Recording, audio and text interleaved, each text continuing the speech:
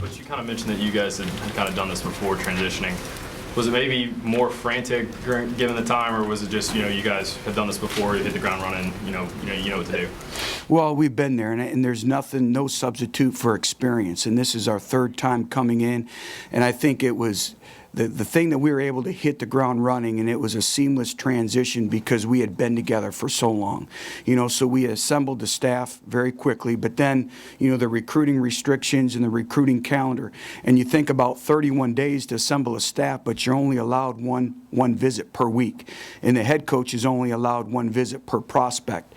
So that really challenges you. So, not only getting them up here on official visits, but getting some individuals back for multiple visits on unofficial visits as well. And then, a lot of these individuals were committed. 8 of them were committed to other institutions.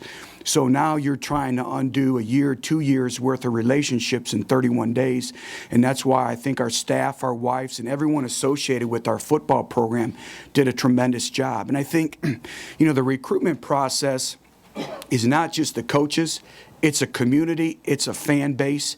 You would be amazed at the amount of individuals where their parents will come a day early, and they just walk around the town. They'll walk in and they'll ask directions at a gas station.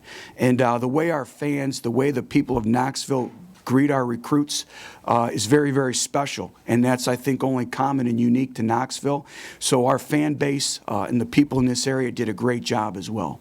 You said recruiting is day by day, hour by hour. How did you balance sort of that pressure with filling out your class but not reaching, as you said, sometimes is the tendency in the transition? Well, first of all, I'm going to buy stock in 5-hour energy. So, I think the big thing is having a plan and following the plan and not deviating from it, and being patient. And I think a lot of times, I don't like to use the word panic, but you can't get so competitive that you just got to step back. And like I said, we've done that before. Tommy Thigpen went through it at Auburn when they first came there. There's a process, there's a process with the first recruiting class. And a lot of time you're restricted by time. So again, it gets back to relationships.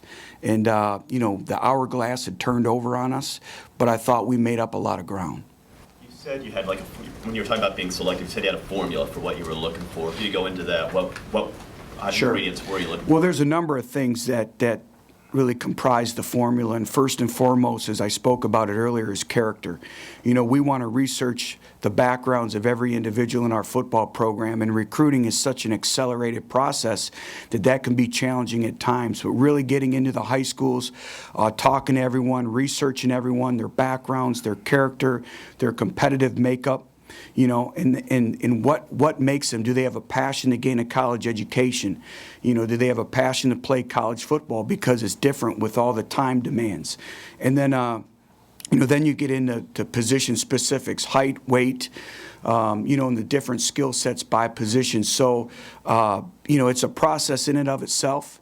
And that's where I thought our coaches really did a great job of really, evaluating the prospects that we thought we needed to really lay the foundation, for many years to come, and it will start with this signing class.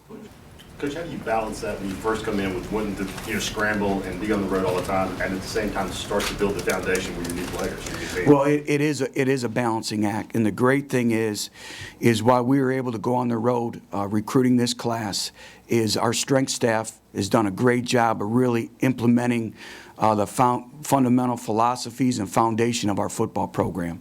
So while we were out recruiting, they're handling our off-season strength and conditioning program. And so, again, it's that experience factor of having done that before. So I think we really benefited from that. But you had, I think, a week on those midterm guys. As a coach, there's not a real time to develop relationships on either end. How do you manage the midtermers when you come in a situation like that?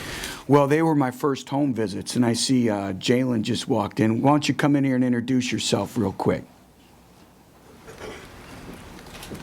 How's everybody doing? I'm Jalen Reeves-Mabel. I'm from Clarksville, Tennessee. I'm playing safety. Thank you. And I mean, Jalen can attest to this. One of the first home visits I did was with him and his mother at his house in his quote-unquote man cave. And Coach Martinez and I stayed there all night. and just getting to know them. And I think that was the big thing is with the mid-year enrollees is you have to develop trust and you have to develop a relationship very quickly. And so, like I said, every opportunity you get to spend time is of essence. So, Paul Harris, went and spent the entire morning with him. His mother cooked a great breakfast for us. So I think just the amount of time and really trying to earn their trust in a very short period of time was critical.